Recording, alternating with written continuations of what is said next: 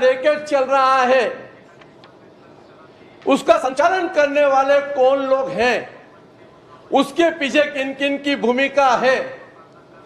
मैं स्पेसिफिक प्रश्न पे आता हूं सीधा। यह सरकार के संज्ञान में कब आया? आपने 90 केस करीब दर्ज किए। मैंने पूरे केस की स्टडी की है और मैं ऐसे ऐसे तथ्य से आपको अवगत कराऊंगा माननीय मुख्यमंत्री जी, आप कल्पना नहीं कर सकते माननीय उप मुख्यमंत्री महोदय, कि जो सरकार को, जिनको सुरक्षा की जिम्मेदारी है, जो सरकार व्यवस्था के तहत चलने की आवश्यकता है, वह 5 साल तक इस सरकार ने, जो पूर्व सरकार थी, गिरोहबंदी के साथ योजनाबद्ध तरीके से नए नए आयाम खोज करके इस प्रदेश के बेरोजगार नौजवानों को ठगने का काम और गलत काम में लगाने का काम किया। आपने 90 केस दर्ज किए। 90 केस में से आपने कितने लोगों के खिलाफ कार्रवाई की? मैंने कार्रवाई जो पढ़ी है, आपने सट्टा एक्ट के तहत कह दिया कि उनके खिलाफ जो धारा लगी थी वह थाने में अवेलेबल थी, इसलिए बेल दे दिया। जिनके बयान हुए, उन बयान के आधार पर करोड़ों का ट्रांजैक्शन बैंक से हुआ। क्या किन किन अधिकारी, बैंक के कर्मचारी या सरकार में संज्ञान में लेकर के क्या काम किया, यह एक स्पेसिफिक प्रश्न मेरा है माननीय अध्यक्ष महोदय।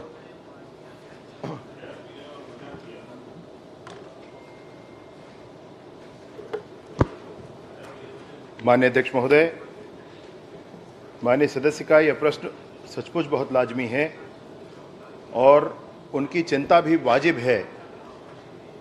इस पूरे विषय पर जो उनकी विशेष चिंता है कि बहुत सारे नौजवान जो भटके हुए हैं राह से, जिनको अपने जीवन को आगे बढ़ाने की दिशा में काम करना था, उन्होंने जाकर के इस महादेव सट्टा ऐप के जरिए इसमें फंस करके अपनी बर्बादी का रास्ता चुन लिया।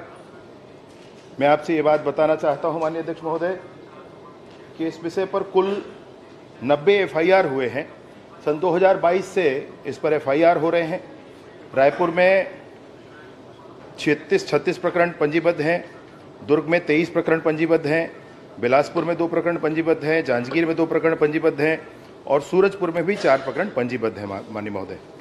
इस विषय पर महादेव ऐप के संबंध में ही विशेष रूप से 67 प्रकरण पंजीबद्ध हैं, जिसमें 54 पर चालान पुटअप हो गया है।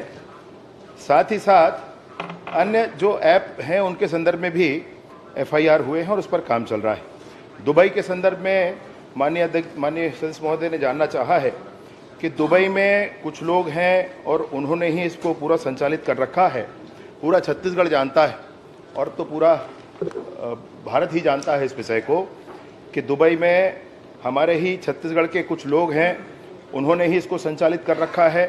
तो सरकार की तरफ से क्या कार्यवाही हुई है, मैं आपको ध्यान दिलाना चाहता हूं कि लुकआउट सर्कुलर जारी हुआ है, रेड कॉर्नर नोटिस भी इनके लिए जारी हुआ है, प्रत्यर्पण की कार्यवाही चल रही है।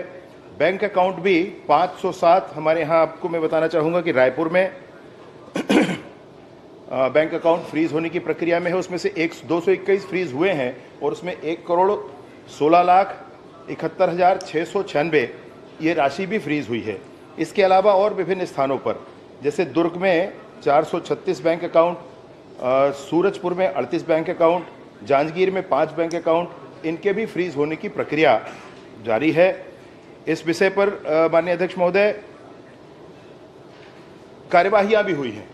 कुछ जो सरकारी महकमे के लोग थे उन पर जो बात आई थी उनके बारे में स्पष्ट जानकारी मिली थी।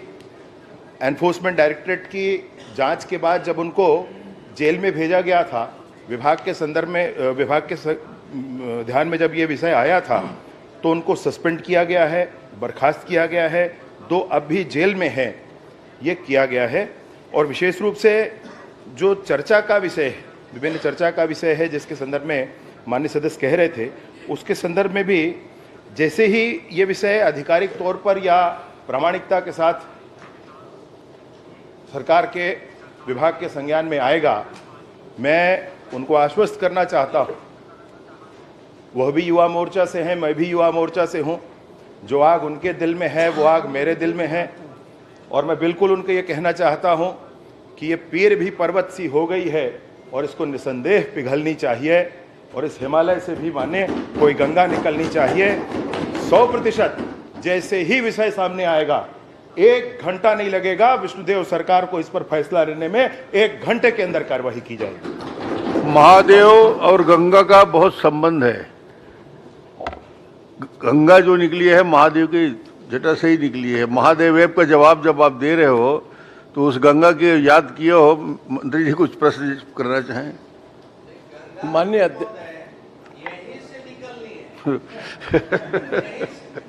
माननीय अध्यक्ष महोदय, बहुत गंभीर प्रश्न है और मैं आपसे समझ चाहता हूं। माननीय मंत्री जी ने एक सामान्य रूटीन में सरकारी प्रश्न का सरकारी उत्तर दे दिया। मैं स्पेसिफिक पूछा कि ये महादेव ऐप के ऊपर 90 केस आपने दर्ज किए, उसमें बयान भी हुए। एक बयान मैं आपको पढ़ करके सुना देता हूं आपके थाने का, जिसके अंदर महादेव ऐप के अंदर उस व्यक्ति ने बयान दिया। उसका नाम है रविकांत।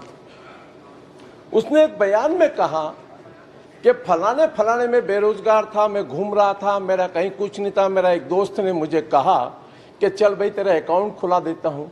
मैं उसके साथ चला गया, मैंने बैंक में अकाउंट खुला लिया। मेरे बैंक के अकाउंट में मेरा कोई पैसा कभी था ही नहीं, करोड़ों रुपए का ट्रांजैक्शन हो गया। मैं बंद करने गया तो मेरे को धमकाया। जब पुलिस वाले पकड़े, बातचीत आई तो मैं वहां गया।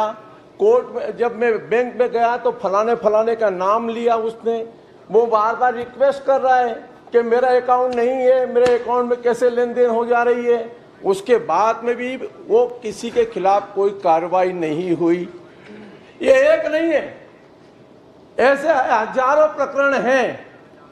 क्या किसी बैंक में अगर 1 लाख, 2 लाख, 5 लाख की लेन देन होती है, सामान्य सब लोग जानते हैं। बैंक वाला पूछता है कि आपके अकाउंट में पैसा लूं कि नहीं लूं, ये आपका पैसा है कि नहीं है। अगर वो करोड़ों की लेन देन हुई और आपके संज्ञान में आए और पुलिस वाले जा करके बैंक में पूछते हैं, तो फिर संज्ञान में आने का विषय कहां बसता है? माननीय अध्यक्ष महोदय, जब शासन के संज्ञान में आ गया, पुलिस विभाग के संज्ञान में आ गया, आपने FIR दर्ज कर दी और बैंक में जाकर के आप पूछताछ कर रहे हैं, वो बैंक वाले को, बैंक वाला धमका रहा है उसको वहीं पुलिस वालों के सामने। अब प्रश्न में आ जाइए। अब मूल प्रश्न पे आई गए अध्यक्ष महोदय, यही तो मेरा पूछना है। आप कह रहे हैं कि अगर संज्ञान में नहीं है तो वो पुलिस वाला कैसे उसके साथ में बैंक में गया? फिर आगे प्रश्न हो रहे छोटे छोटे। जो प्रावधान उपलब्ध थे सार्वजनिक द्वीप अधिनियम 1867 के, उसके अंतर्गत ऑनलाइन गेमिंग के लिए, बेटिंग के लिए कोई प्रावधान नहीं था। कालांतर में कुछ प्रावधान बनाए गए और उसमें 1 साल से 7 साल तक की सजा है, 10 लाख तक का जुर्माना है। उन प्रावधानों के आधार पर इस पर काम किया जा रहा है। मैंने बताया कि 54 चालान पुटअप हो गए। किसी के बयान के आधार पर किसी को फांसी नहीं चढ़ाई जा सकती, परंतु इस आधार पर जांच की जो प्रक्रिया है वो जरूर जारी है। मैं फिर से आपसे ये कहना चाहता हूं माननीय सदस्य महोदय, माननीय अध्यक्ष जी, माननीय सदस्य को ये मैं विश्वास दिलाना चाहता हूं कि पूरी ताकत के साथ इस पूरे विषय का जांच किया जाएगा। कोई दल, कोई और समाज, किसी की भी परवाह किए बिना जो गुनहगार हैं उन सबको जेल की सलाखों के पीछे पहुंचाया जाएगा। चलिए, बहुत अच्छा। निर्धारित जैसे ही होता है ये विषय, प्रामाणिकता के साथ कोई बात सामने आती है, मैं फिर से कहता हूं माननीय विष्णुदेव जी की सरकार है, 1 घंटे के अंदर कार्यवाही होगी। चलिए, कोई और छोटा प्रश्न? ये बहुत प्रदेश का महत्वपूर्ण प्रश्न है। आपसे आप महत्वपूर्ण प्रश्न में मैं आपसे 12 मिनट अकेले निवेदन करता हूं इस प्रदेश की जनता की ओर से। छोटा प्रश्न और कर लें। ये नहीं छोटा, आपने जो उत्तर दिया सरकार सामान्य प्रश्न पूछा, आपने कहा पहले संज्ञान में नहीं आया। जब संज्ञान में नहीं आया तो बयान कैसे हुआ? सीधा सीधा प्रश्न। जब सरकार के संज्ञान में नहीं है तो फिर पुलिस अधिकारी जाकर कोर्ट में, बैंक को बयान कैसे हो रही है, क्यों चीज? दूसरा, कितने करोड़ों रुपए का ट्रांजैक्शन उनके माध्यम से बैंकों से हुआ, जरा यह स्पष्ट कर दे, फिर चलिए, आगा प्रश्न मैं पूछूंगा अध्यक्ष जी। बस धन्यवाद लीजिए। एक जो विषय अभी सामने है जिसकी जानकारी हाथ में है, मैं आपको जरूर उपलब्ध कराता हूं कि 507 अकाउंट जो रायपुर के फ्रीज होने वाले थे, इनमें से 221 करोड़ रुपए का ट्रांजैक्शन यहां तक हम पहुंचे हैं, पता लगा है। थर्ड पार्टी को भी इसमें एंगेज करने की कोशिश कर रहे हैं कि हम एक एक अकाउंट को खंगाल कर ये जान पाए कि ये राशि इन खातों के माध्यम से कहां जाती थी और उसके बाद फिर अगला ट्रांजैक्शन उसका कहां होता था, ये राशि कैसे दुबई तक पहुंच जाती थी। इस पूरी की जांच करवाई जा रही है। मैं आपसे ये भी बताना चाहता हूं कि संज्ञान का अर्थ यही है, जो बात बयान में आई है वो बात कोर्ट के सामने रखी गई है। अभी कोर्ट को भी फैसला करना होगा, कोर्ट का कोई फैसला आ जाए उस पर बात कर लेंगे। मैं आपसे और एक बात बताना चाहता हूं कि विभाग ने तो आगे बढ़ करके लोगों की फरारी होने का आवेदन कोर्ट में दिया हुआ है। मैं आपको यह भी बताना चाहता हूं कि उनके संपत्ति के चिन्हांकन की बात प्रारंभ हुई है, उनके संपत्ति को चिन्हांकित करके कुर्क करने की बात हम सामने लेकर आ रहे हैं। मैं आपको यह भी बता रहा हूं कि बड़ा चर्चित था पूरे छत्तीसगढ़ में कि नागपुर से एक चार्टर्ड प्लेन दुबई तक गया है। उन सारे बारातियों की सूची भी ले रही है हमारा विभाग, और सरकार के माध्यम से मैं आपको बताना चाहता हूं ये सारी सूची हाथ पे आने के बाद सब पर जांच होगा, सब पर जांच कराई जाएगी, कुछ नहीं छोड़ा जाएगा। माननीय अध्यक्ष महोदय। चलिए। माननीय अध्यक्ष महोदय, माननीय उप गृह मंत्री की, उप मुख्यमंत्री गृह मंत्री का विभाग है, उनकी किसी भी बात के ऊपर मेरे को तो पूरा 100% विश्वास है। लेकिन जो नुमाइंदे लोग बैठे हैं, जो पूरे कागज के अंदर इन्वॉल्वमेंट है, उन्हीं के माध्यम से प्रश्नों का उत्तर है। क्या एक एसआई ने बयान दिया ईडी को, चंद्रभूषण वर्मा,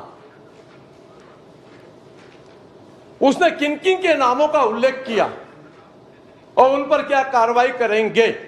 चलिए, स्पेसिफिक प्रश्न। ठीक जी। माननीय अध्यक्ष महोदय, वो बयान जिसको एनफोर्समेंट डायरेक्टरेट ने लिया है और जो कोर्ट में, रायपुर के कोर्ट में जमा है, उस बयान का इसकी कोई अधिकृत जानकारी एनफोर्समेंट डायरेक्टरेट के द्वारा शासन को नहीं दिया गया है।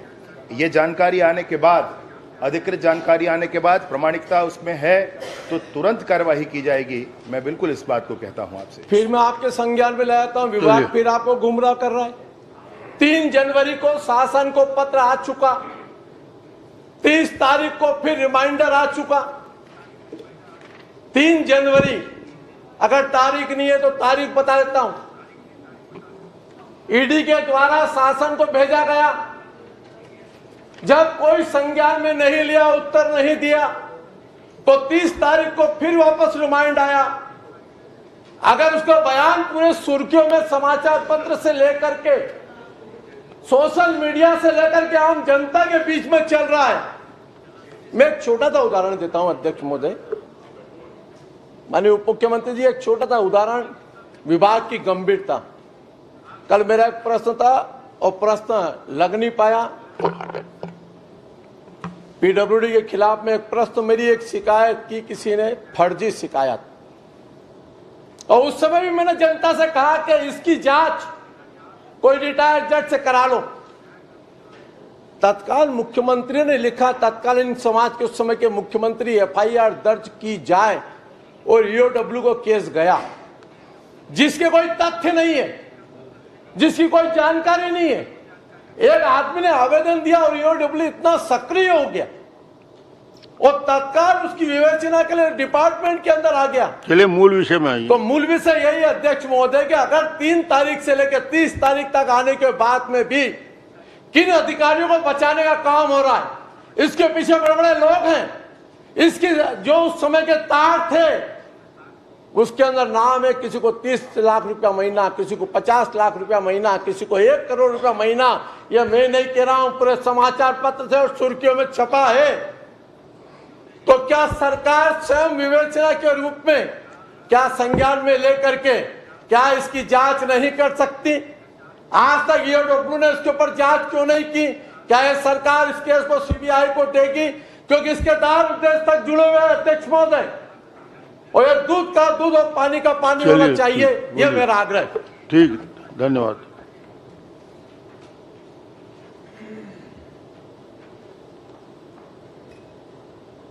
सामान्य प्रशासन विभाग से इस विषय पर पूरी जानकारी ली गई थी। अंतिम जो उनसे जानकारी प्राप्त हुई है वो 5 फरवरी की है कि इस विषय पर एनफोर्समेंट डायरेक्टरेट से कोई अधिकृत जानकारी प्राप्त नहीं हुई। चलिए सेन जी, ठीक। नहीं अध्यक्ष, 17 में 18 मिनट हो गए। हाथ जोड़ के प्रार्थना है, प्रदेश का सबसे बड़ा स्कैंडल केस का मामला है। अन्य विषय और आएंगे। विषय बहुत महत्वपूर्ण, सब पर आप लीजिए, लेकिन आप कह रहे हैं आपके पास एक गलत जानकारी है। मैं आप कहेंगे तो मैं सदन के पटल पे रख दूंगा। चलिए रख दीजिए कि जिस तारीख को ये गया है 3 तारीख को कोर्ट के अंदर जिस वकील ने इस बात को वहां पर मैसेज किया वो भी जानकारी है। आप मंत्री जी को दे देंगे। विभाग मैं तो ये दस्तावेज दे दूं, आप कहें तो अध्यक्ष महोदय। हाँ। मैं लगातार 2 साल से इसके खिलाफ में लड़ता रहा हूं। ठीक। मैं पूरे के पूरे कौन कौन संचालन करता, किस किस की गैंग के रूप में, किसने किस किस से कितने रुपए लिए दिए, कहां कहां किसके साथ विवेचना हुई, किस दिन किस थाने के अंदर एफआईआर दर्ज हुई, और एफआईआर होने के बाद में अभी तक एक भी एफआईआर तो हुई अध्यक्ष महोदय, विवेचना भी हुई, लेकिन एक भी बड़ी मछली पकड़ में नहीं। चलिए कोई जानकारी हो तो उपलब्ध करा देंगे। सेन जी, आप एक छोटा प्रश्न कर लीजिए, आप उपलब्ध करा दीजिए। अध्यक्ष महोदय मेरा एक निवेदन है, इसकी जांच की घोषणा करें। चलिए कुछ घोषणा करना है तो बताइए। मैं आपसे ये कहना चाहता हूँ, कोई मछली भी नहीं मगरमच्छ भी हो तो भी पकड़े जाएंगे। आप बस बहुत बढ़िया। चलिए आपसे ये कहता हूँ ठीक। अब तक की जो स्थिति है वो यही है। आपके पास कोई अतिरिक्त जानकारी है वो ले अवश्य उपलब्ध कराएं आप। और आपसे ये कहना चाहता हूँ कि एनफोर्समेंट डायरेक्टरेट के जांच में वो अंतिम स्थिति में है, और इस स्थिति में फिर एक नई एजेंसी से जांच कराना, नहीं प्रतीक्षा हम कर अध्यक्ष महोदय, एक बार हम देख लेते हैं क्या अध्यक्ष। ऐसा नहीं है, मेरा आग्रह फिर इस पर है अध्यक्ष महोदय। आप कह रहे जांच की आवश्यकता नहीं, वही तो अधिकारी वहां बैठे हैं जिनके ऊपर आरोप है। जांच करेगा कौन? सैया भाई कोतवाल को डर किसका? जिनके खिलाफ में आरोप पूरे प्रदेश को बर्बाद करने का ठेका लेकर के बैठे, वही वहां जाकर पीएस क्यों बैठे? ठीक राजेश जी, बहुत मेरा बढ़िया। आग्रह सर, जांच होना चाहिए। आप जो भी जांच करें, विधायक दल से करें, जिससे भी करें, इस प्रदेश में एक नजीर बनना चाहिए कि गिरोह बनकर के जनता को लूटने का जो काम करते हैं उनको सजा मिलना चाहिए। यही मेरा आग्रह है। धन्यवाद। सेन कुछ प्रश्न पूछ रहे हैं। माननीय अध्यक्ष महोदय, इसी पे प्रश्न ले, एक मिनट इसके बाद ले लूंगा आपको। इस पे प्रश्न नहीं पूछ रहा, इसी में ले लूंगा, इसके बाद सेन के बाद आपको। माननीय अध्यक्ष महोदय, निश्चित रूप से आदरणीय मुनत जी, माननीय सदस्य जी ने अपनी चिंता व्यक्त की। भिलाई को खेलधानी और शिक्षाधानी के रूप में जाना जाता था, अब ये महादेव ऐप के रूप में जाना जा रहा है। मेरा मूल प्रश्न यही है माननीय अध्यक्ष महोदय कि युवाओं की चिंता इन्होंने की। मेरे विधानसभा से 20,000 से अधिक युवा इसमें लिप्त हैं, लेकिन इसके साथ साथ जो प्रशासनिक अधिकारी है, जिनकी दुर्ग जिले में पिछले 5 वर्षों में लगातार पोस्टिंग हुई है, पुलिस प्रशासन के लोगों के पास खुद के पास आईडी है, लोगों के पास, अधिकारियों के पास है, राजनीतिक दल के अलग अलग नेताओं के पास आईडी है, लेकिन आज तक सिर्फ 90 युवाओं को जो है अरेस्ट किया गया, वो भी मुचलके पे थाने से छोड़ दिया गया। इस पे सही रूप से किसी भी प्रकार की आज तक कार्रवाई नहीं हुई, और तत्कालीन मुख्यमंत्री माननीय जो भी थे उनका भी संरक्षण साफ था, ये भी हमको देखने को मिला था। तो इसलिए माननीय अध्यक्ष महोदय, महादेव ऐप को लेके विशेष रूप से जांच करने की आवश्यकता है। जिन बारातियों के विषय पे माननीय गृह मंत्रियों ने कहा कि जो बाराती गए थे उनकी लिस्टिंग होगी, वो बाराती की लिस्टिंग लगातार नेशनल न्यूज पे दिया जा रहा है, और भिलाई में खुलेआम घूम रहे हैं। उन बारातियों पे आज तक कोई कार्रवाई नहीं हुई है। और ऐसे एडिशनल एसपी जो उस जिले में पोस्टिंग होकर, ऐसे एसपी, ऐसे आईजी जिन्होंने 5 साल खुद आईडी लेके लगातार महादेव आईडी का ऐप का संचालन किया है। मैं माननीय अध्यक्ष महोदय आपके माध्यम से जानना चाहता हूं माननीय मंत्री जी से कि इस पे क्या कार्रवाई होगी, क्योंकि अभी तक छोटे लोगों पे कार्रवाई की गई है। धन्यवाद। इसके बाद आप। माननीय अध्यक्ष महोदय, माननीय सदस्य की चिंता वाजिब है। कानून का राज होना चाहिए, और कानून की नज़र में कोई छोटा या बड़ा हरगिज नहीं होना चाहिए। वैसे गिरफ्तारी के संदर्भ में उनके आंकड़े को मैं दुरुस्त करूं कि ये 482 लोगों की गिरफ्तारियां आज तक हुई हैं इस विषय पर। दूसरा मसला है कि जिन अधिकारियों के संदर्भ में चर्चा है, ईडी के चालान के संदर्भ में ले लें, या सोशल मीडिया पर या मीडिया पर प्रचलित सारे विषयों को लेकर के जो बात चल रही है, प्रामाणिकता की बात है। एक बार प्रमाणित होने के बाद माननीय सदस्यों को इस विषय पर कार्यवाहियां होती दिखेंगी, उनको चिंता करने की आवश्यकता नहीं होगी। राम जी। अध्यक्ष महोदय, ये बात सच है कि महादेव सट्टा ऐप सरकार के संरक्षण के बगैर छत्तीसगढ़ में फल फूल नहीं सकता था। बाकी तो तकनीकी पक्ष आप बता रहे हैं, आप पूछ रहे हैं, मैं तो आपसे एक ही मांग करना चाहता हूं गृह मंत्री जी, आप स्टेट प्लेन ले लीजिए शनिवार को और चले जाइए उत्तर प्रदेश और योगी बाबा से पूछ के आ जाओ, ये बुलडोजर जो खड़ा है ना, जो जो इसमें फंसे हैं 10-5 का बुलडोजर में गिरवाओ, तब थोड़ा खौफ पैदा होगा। ये कितना कायदा कानून में आप चलोगे? यहाँ तो बड़े बड़े वकील आ जाते हैं, वो क्या क्या मलानी है और क्या क्या इंग्वी इब्बल सिब्बल सब आ जाते हैं।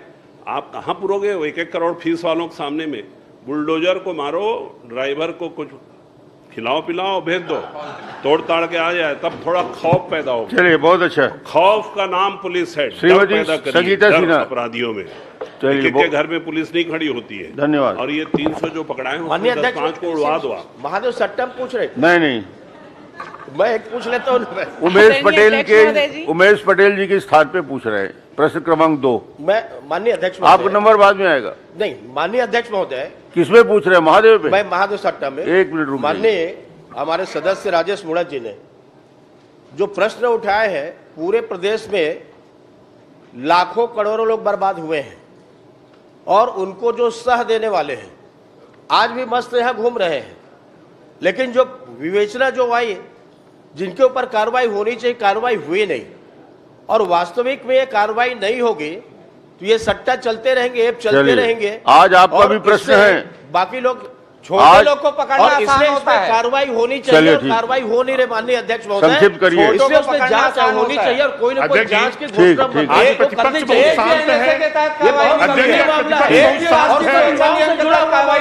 साथ में खिलवाड़ किया गया है, उनके भविष्य को चौपट किया गया है। धन्यवाद। माननीय अध्यक्ष महोदय, उत्तर नहीं आया है उसमें। एक भी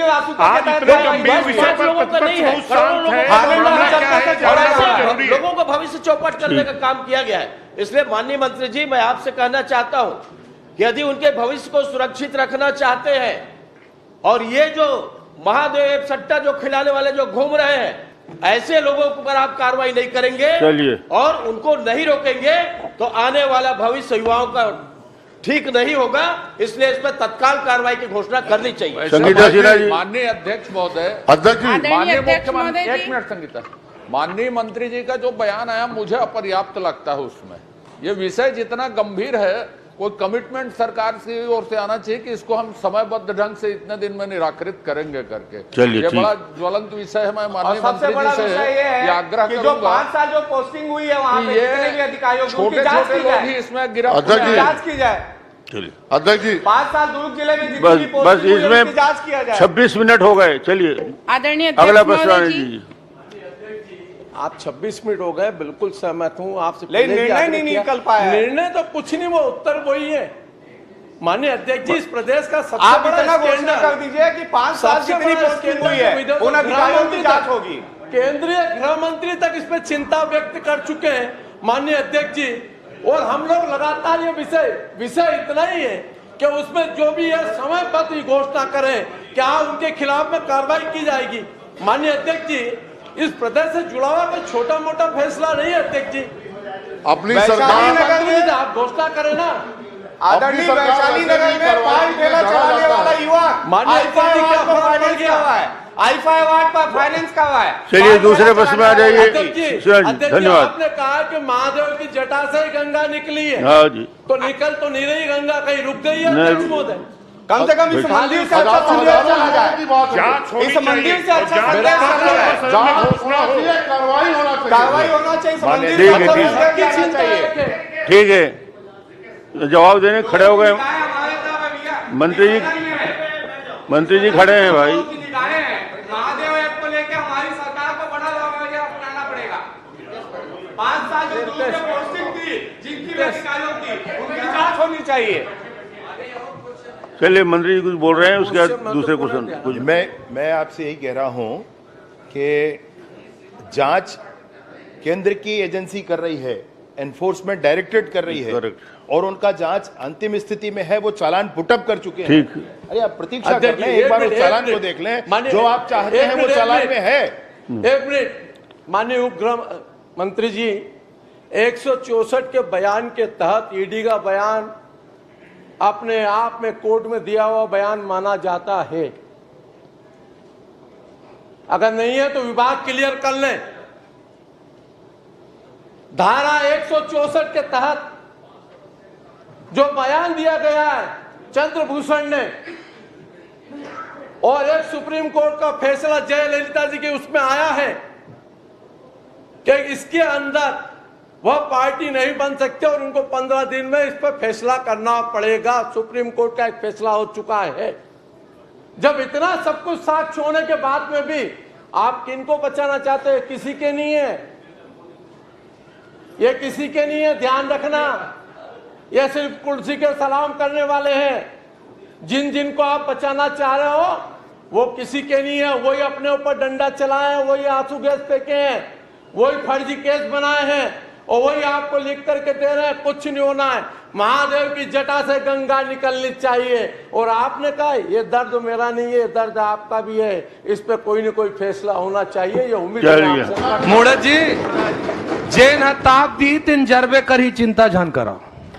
चलिए 2 महीना नहीं, इस पे मंत्री जी कुछ कह रहे हैं। संगीता जी आगे बढ़ गए, कुछ कह रहे हैं, आगे बढ़ गए। माननीय अध्यक्ष जी अध्यक्ष प्लीज, महोदय जी। माननीय अध्यक्ष जी प्लीज एक निवेदन है। माननीय अध्यक्ष जी कुछ कह रहे हैं मंत्री महोदय। आदरणीय अध्यक्ष महोदय जी, अरे हमारा टाइम समय समझिए, हमको भी क्वेश्चन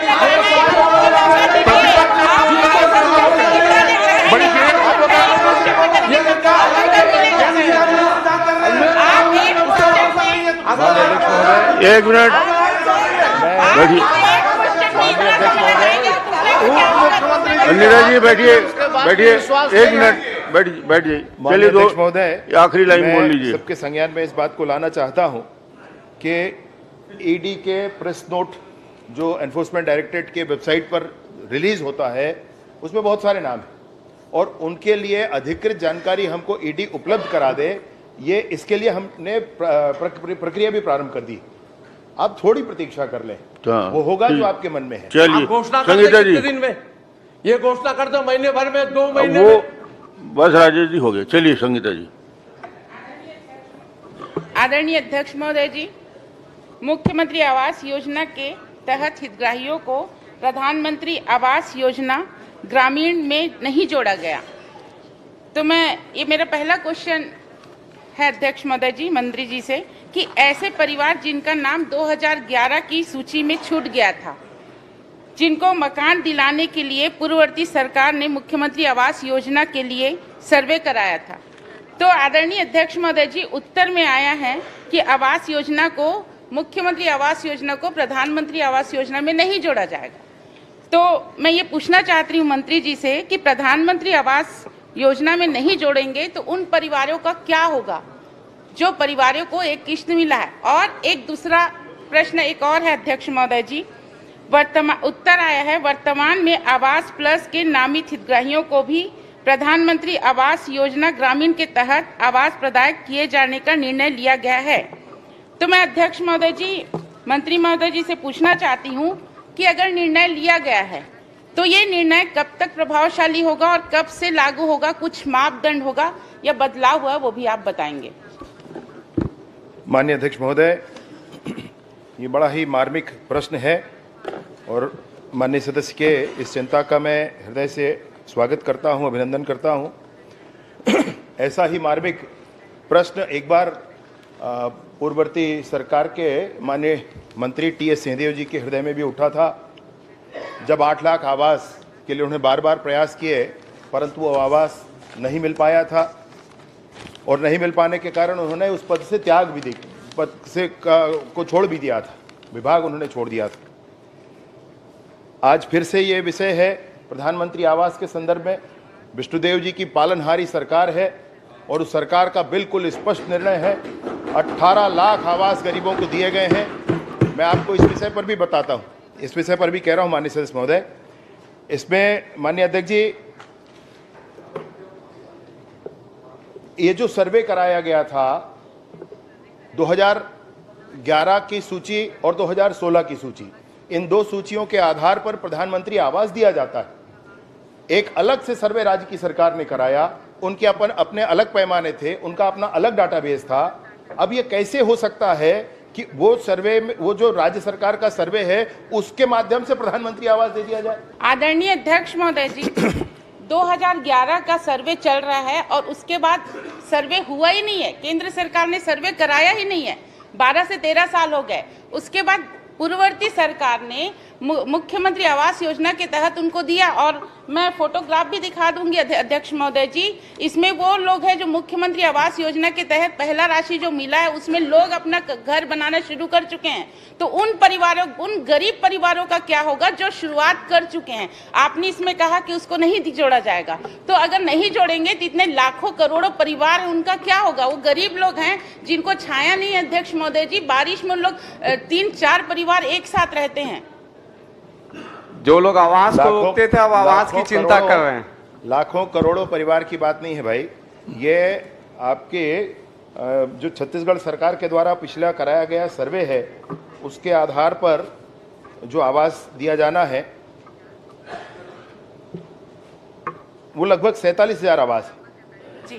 47,000 आवास। मैं आपसे ये बताना चाहता हूं इसमें कि माननीय मुख्यमंत्री जी ने पूर्व में ही घोषणा कर दी है कि जिनको पहला किस्त मुख्यमंत्री आवास के संदर्भ में दिया गया है उनके आवास के पूरे किस्त उनको दिए जाएंगे, उसमें कोई भेदभाव नहीं किया जाएगा। ये निर्णय विष्णुदेव सरकार का पहले ही हो चुका है। मैं आपको बताना चाहता हूं अध्यक्ष महोदय, दूसरा विषय मैं आपसे कहना चाहता हूं, दूसरा विषय में मेरी बात होने दे एक बार। दूसरा विषय मैं आपसे कहना चाहता हूं कि आवास के संदर्भ में सर्वे 2011 में जो SECC डाटा का सर्वे हुआ था वो सर्वे, उसके बाद एक और वो 2016 का सर्वे कहलाता है जिसके अंतर्गत प्रधानमंत्री आवास प्लस मिलता है। मैं आपसे बताना चाहता हूं माननीय अध्यक्ष महोदय कि पूरे देश में आदरणीय अध्यक्ष महोदय जी, सर्वे कहीं पे नहीं हुआ है। दो सर्वे हैं भाई, पहले पता कर लीजिए। मैं आपसे बोल रहा हूं तो कुछ गलत नहीं कह रहा हूं। 2016 में ये सर्वे आया है जिसके आधार पर अनपूरक सूची में हुआ है। इसके आधार पर 2011 में सर्वे हुआ है, उसके बाद कोई सर्वे नहीं हुआ है।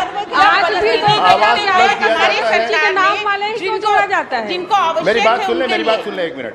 आवास प्लस पूरे देश में सिर्फ पश्चिम बंगाल और छत्तीसगढ़ में नहीं दिया जा सका, अन्यथा पूरे देश में भी आवास प्लस दिया गया है। और इसके कारण विष्णुदेव जी की सरकार ने यह निर्णय किया है कि 2011 की सर्वे सूची के आधार पर जितने लोग बचे हैं उनको, दूसरा आवास प्लस के जितने लोग बचे हैं उनको, इसके साथ ही साथ जो मुख्यमंत्री आवास के नाम से आपने दिया था 47,000 लोगों को उनको, और जिनको एक किस्त देकर के आपने रोक दिया था उनको, इन सारे लोगों को आवास दिया जाएगा। इनके पूरी किस्त दी जाएगी। और आदरणीय अध्यक्ष महोदय जी, जो 18 लाख घोषणा किया है उसको क्या उसी में जोड़ा जाएगा?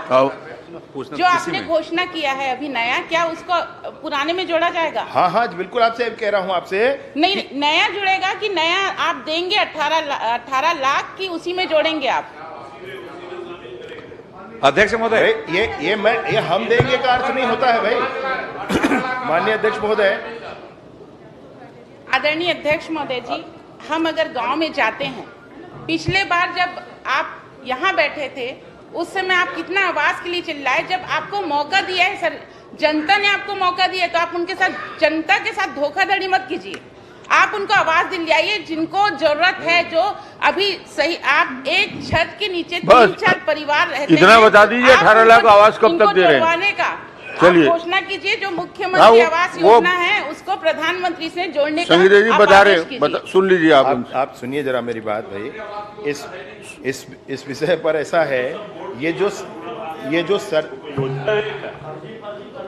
जो सर्वे हुआ है उस सर्वे में जिन लोगों को पहली बार, जिनका 0 कमरे का मकान इस तरह का सर्वे में डाटा आया है, उनको पहला किस्त दिया जा चुका है। मैं फिर से कहता हूं, उदार है माननीय मुख्यमंत्री महोदय, और उन्होंने इस बात का निर्णय कर दिया है कि इनको पूरे किस्त दिए जाएंगे। चलिए, बहुत अच्छा। मोले जी, पुन्नूलाल मोले जी। अध्यक्ष महोदय, हो गया, जो पुराना जो पेंडिंग है, इनको एक किस्त मिला है, उनको दिया जाएगा? बता दिया ना, बता दिया। जी धन्यवाद। मोले जी। माननीय अध्यक्ष महोदय, 2011 के सर्वे लिस्ट 2011 के सर्वे लिस्ट 2016 के माननीय मंत्री जी ने कहा और आवास प्लस बोला, वो टोटल कितने होते हैं माननीय मंत्री जी से मैं जानना चाहता हूं आपके माध्यम से। उसके बाद जो गरीब हैं सही में उनके पास बेघर हैं, ऐसे लोगों के लिए क्या आप आवास देने की योजना बना रहे हैं कि बना चुके हैं, ये बताने का। आवास, प्रधानमंत्री आवास दिया जाना या राज्य की सरकार के द्वारा प्रवर्तित वो इस योजना के अंतर्गत आवास दिया जाना, ये सूची के आधार पर ही होता है। जो सूचियां अभी उपलब्ध हैं, 2011 की सूची है, 2016 की सूची है और राज्य सरकार के एक सर्वे हुआ था उसके आधार की सूची है। इन तीनों की सूची के आधार पर आवास दिया जा रहा है। टोटल 18 लाख से अधिक है। प्रमोद जी चलिए। माननीय अध्यक्ष महोदय, मैं माननीय मंत्री जी से इस संबंध में थोड़ी सी जानना चाहूँगा। अभी उन्होंने जवाब दिया कि जो मुख्यमंत्री आवास की जो योजना है उसको भी चालू रखा जाएगा, उसमें भी राशि दी जाएगी। पहले जो हमारा जो प्रधानमंत्री आवास योजना पे जो कार्य होता था, जिनको 5 वर्षों में सामने वालों ने रोका, कोई आवास बनने नहीं दिया, लेकिन अब आवास चालू हो गए हैं, तो ये प्रधानमंत्री आवास में केंद्र का पैसा आता है और राज्यांश पैसा मिलाता है। अब ये मुख्यमंत्री आवास योजना जिसके लिए माननीय ने कहा कि 47,000 परिवार को देंगे, तो क्या इसमें केंद्रांश मिलेगा या केवल राज्य ने अपना हिस्सा देगा इसमें? चलिए। वर्तमान माननीय अध्यक्ष महोदय, वर्तमान स्थिति के आधार पर चूंकि यह राज्य की प्रवर्तित योजना है, अर्थात केंद्र के तरफ से इसमें कोई केंद्रांश नहीं मिलने वाला है, परंतु जैसे केंद्र ने निर्णय किया है कि 2 करोड़ नए आवास और पूरे देश में बनाए जाएंगे, उसके लिए इस बात की कोशिश की जाएगी कि इस विषय पर भी इसको प्रधानमंत्री आवास में जोड़ और इसमें राज्य केंद्र भी मिला। माननीय अध्यक्ष महोदय, मैं आपके माध्यम से माननीय उप मुख्यमंत्री महोदय से आग्रह चाहता हूं कि शहरी विकास जो पट्टा है, हमारे एक समस्या आ रही है, जैसे पट्टा पिता के नाम पे है और उनका निधन हो गया, पट्टा वाले ट्रांसफर हो गया, वो ट्रांसफर के लोगों को प्रधानमंत्री आवास या मुख्यमंत्री आवास की कोई प्रकार की सुविधा नहीं मिल रही है। माननीय मंत्री जी से मैं जानना चाहता हूं कि जिनका निधन हो गया, जो पट्टा ट्रांसफर हो गया, वो जिनके नए जो नाम आए हैं उनका नाम क्या हम जोड़ सकते हैं क्या? आपसे मैं निवेदन करना चाहता हूं। माननीय अध्यक्ष, मैं अनुभव के आधार पर इस विषय माननीय अध्यक्ष महोदय। दूसरा एक और निवेदन है अध्यक्ष महोदय। पहले प्रश्न का जवाब है जी जी जी जी वही तो बोल रहे हैं। आवास तो प्रधानमंत्री तो उसमें शहरी में भी आएगा। चलिए छत्री जी पूछिए। माननीय अध्यक्ष महोदय, मंत्री महोदय से, उप मुख्यमंत्री महोदय से मोर विशेष निवेदन है कि जब ये सर्वे वाला लिस्ट जो है, ये लिस्ट में ग्राउंड लेवल में जाए ले जो पात्र हितग्राही हैं वो मल्ला आवास की सुविधा नहीं मिले हैं, और जिन मल्ला मिले हैं एक एक घाव नहीं 2-2, 3-3 बार मिल चुके हैं। तो एकर भर का जो क्राइटेरिया तय है 2011 के सर्वे और 2002 के सर्वे, वो में कुछ परिवर्तन किया जा सकता है? महोदय से मैं जानना चाहता हूँ। 2011 की सर्वे सूची और 2016 की सर्वे सूची के बाद एक और सर्वे सूची बनी माननीय अध्यक्ष महोदय, और उस सर्वे सूची में राज्य सरकार ने सारी बातों का परीक्षण किया है, और उसके बाद भी अगर हृदय में यह प्रश्न शेष है तो इसकी चिंता भी माननीय रोहित जी। पर वाकई में हितग्राही लायक सुविधा नहीं मिला था। रोहित, मैं माननीय मंत्री जी से एक निवेदन करूंगा कि पूरे छत्तीसगढ़ में मैं भी पूर्व में सरपंच रहा हूं। 2011 की सर्वे सूची, 2002 की सर्वे सूची के आधार पे आवास योजना में शामिल हुआ है, लेकिन उस समय भी बहुत ऐसे परिवार है जो आज भी वो आवास सूची से वंचित है।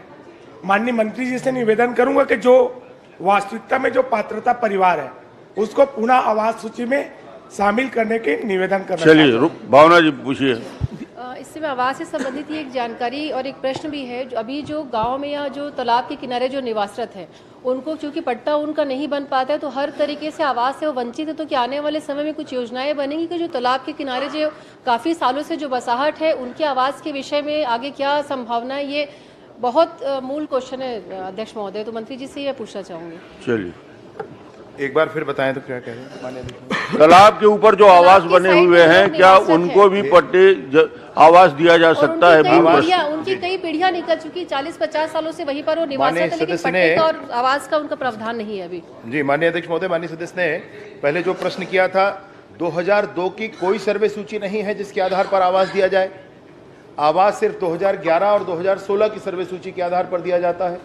और एक आवास प्लस है, उसको पिछली सरकार भूल गई थी एक्चुअली, वो उस पर काम ही नहीं हो पाया। वो आवास प्लस कहते हैं उसमें उसको, उसके आधार पर भी 8 लाख लोगों को आवास मिलना था। आवास का काम पूरा हो जाता तो आवास प्लस शुरू होता, परंतु पूरे देश में फिर से बताना मैं चाहता हूं माननीय अध्यक्ष महोदय कि सिर्फ छत्तीसगढ़ और पश्चिम बंगाल ऐसे राज्य हैं जहां पर आवास का काम पूर्ण नहीं हुआ, तो आवास प्लस प्रारंभ ही नहीं हो पाया। तो 2016 का कोई सर्वे सूची है, 2016 की सर्वे सूची के आधार पर आवास दिया जाना है, ये स्पष्ट ही नहीं हो पाया है। चलिए अजय चंद्राकर जी, बहुत प्रश्न हो गए, सर्वे सूची अनुसार दिया जा रहा है। अभी विभाग की चर्चा में आप अपनी बात रखेंगे, बहुत अवसर मिलेगा। चलिए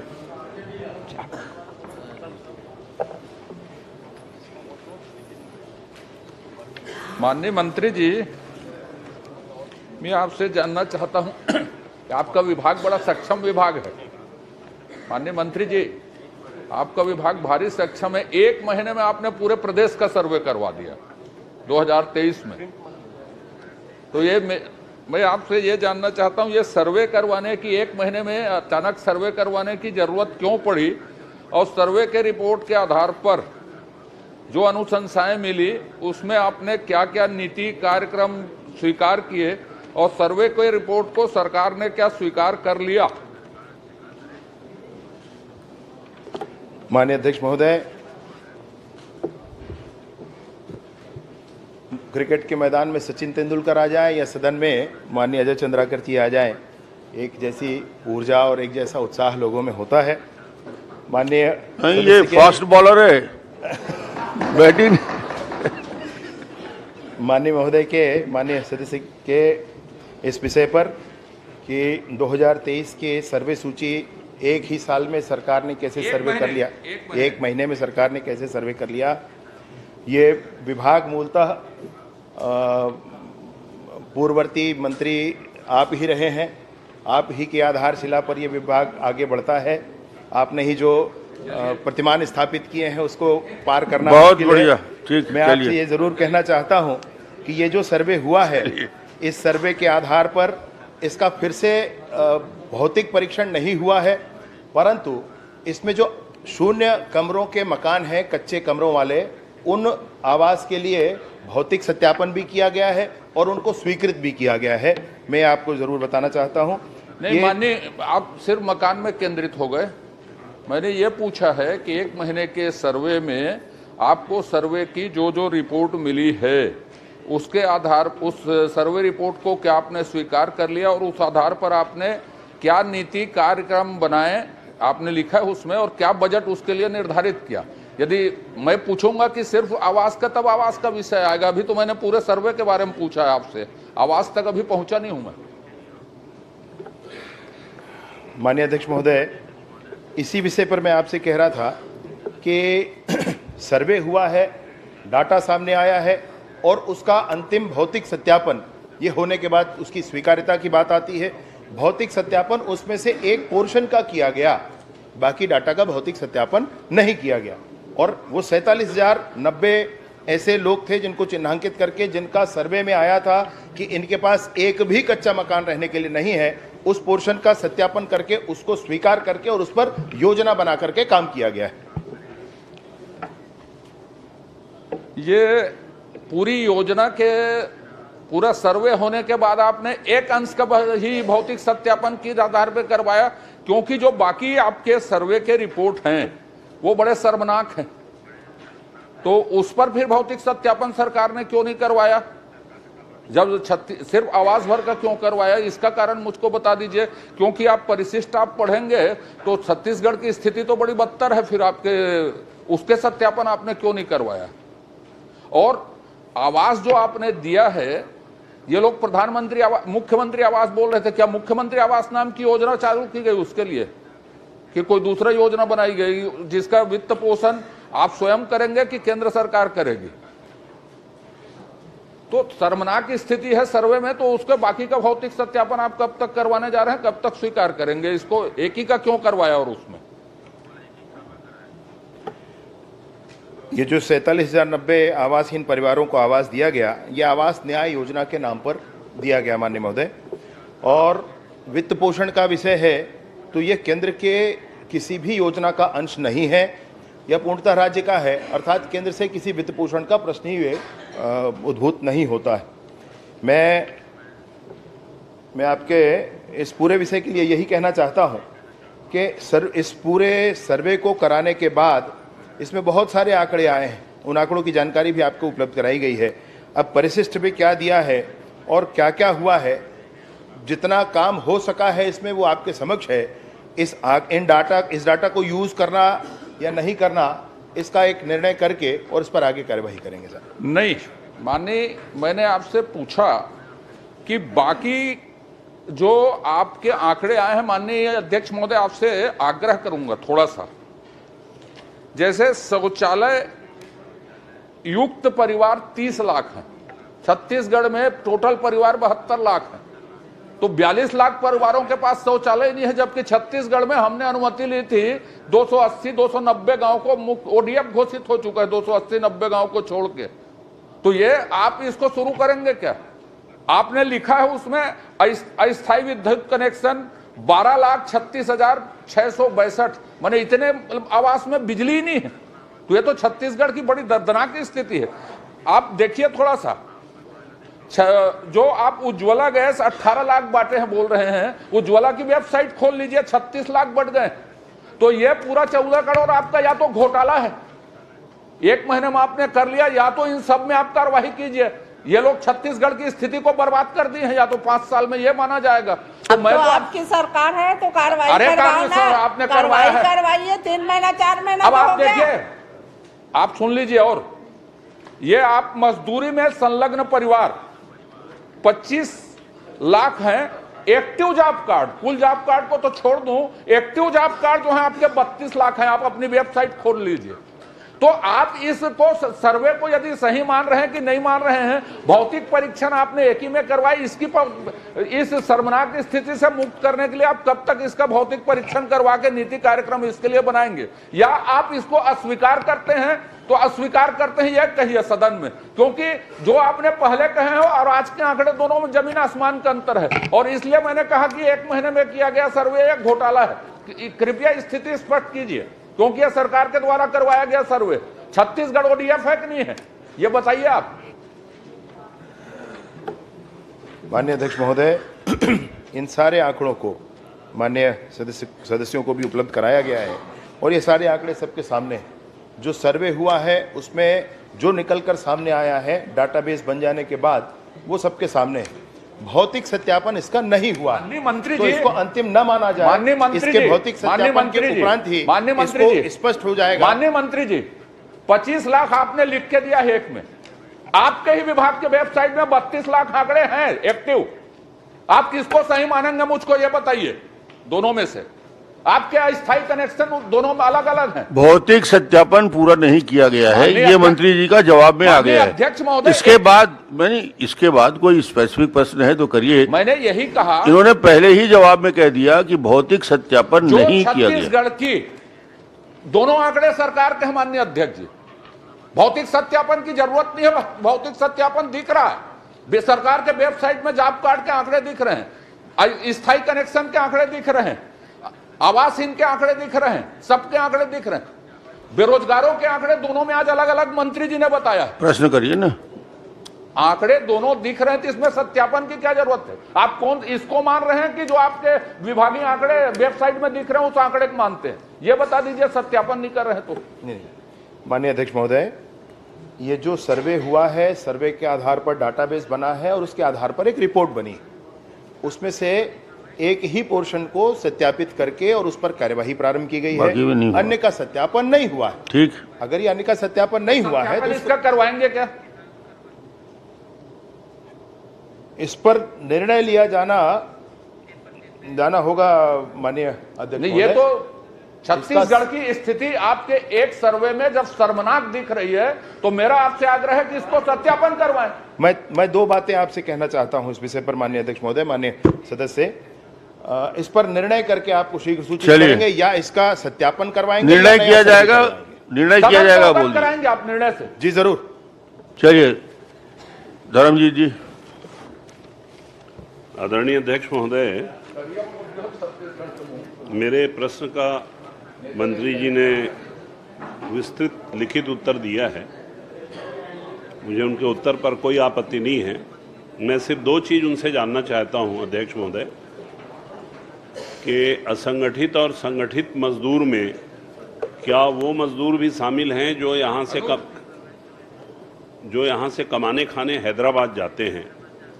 उनके लिए कोई व्यवस्था, जो असंगठित और संगठित मजदूर जो हैदराबाद जाते हैं, उनकी सूची वगैरह आपके पास है क्या लिस्ट में? एक दूसरा, आपने जो बहुत से काम बताए, मुझे पढ़ के तो अच्छा लगा। छत्तीसगढ़ सन्निर्माण कर्मकार मंडल में आपने 30 काम बताया है और असंगठित कर्मकार में 29 काम। बहुत महत्वपूर्ण है परिशिष्ट में जो आपने दिया है। तो इन हितग्राहियों का निर्धारण कैसे करते हैं? अधिकारी करते हैं या जनप्रतिनिधि करते हैं? इसमें बहुत करोड़ों रुपया का वितरण होता है और गरीबों को लाभ मिलता है। बच्चों की छात्रवृत्ति भी आपने लिखा है, शिक्षा लिखा है, चिकित्सा लिखा है, उनको सामग्री देने का भी लिखा है। तो मैं आपसे दो प्रश्न ये पूछ रहा हूँ कि जो हैदराबाद, यूपी, बिहार कमाने खाने के लिए जो जाते हैं, उनका रिकॉर्ड इस लिस्ट में है क्या? एक।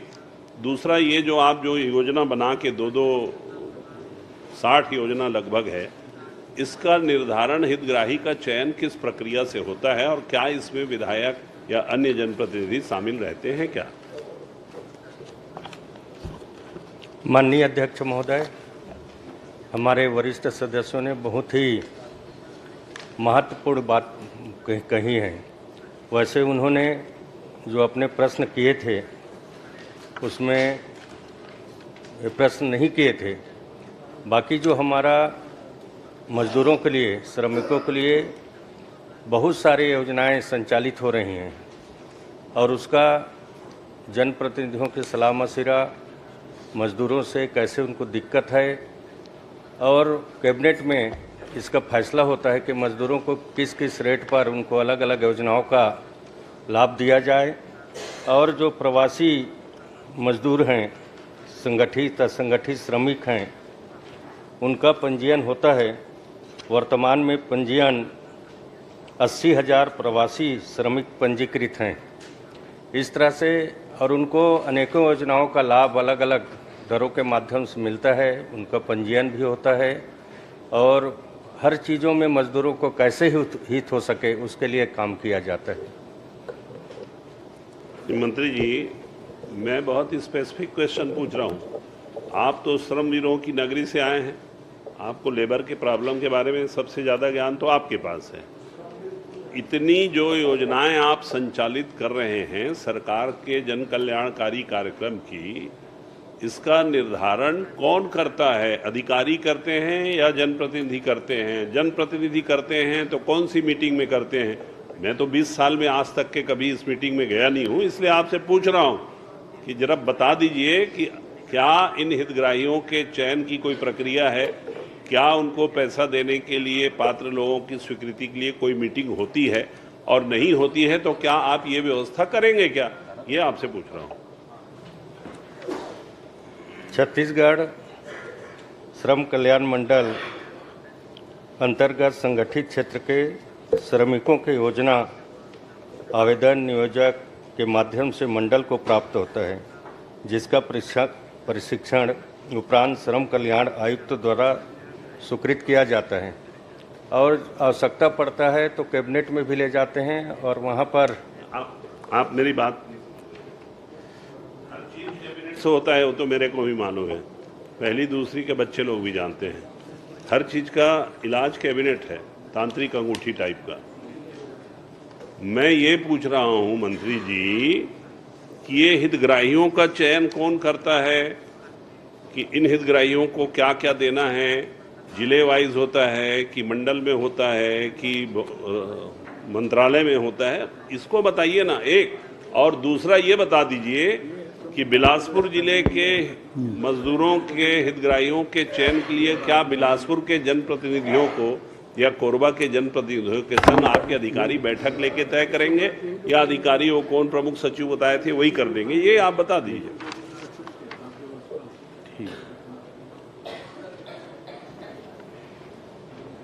माननीय अध्यक्ष महोदय,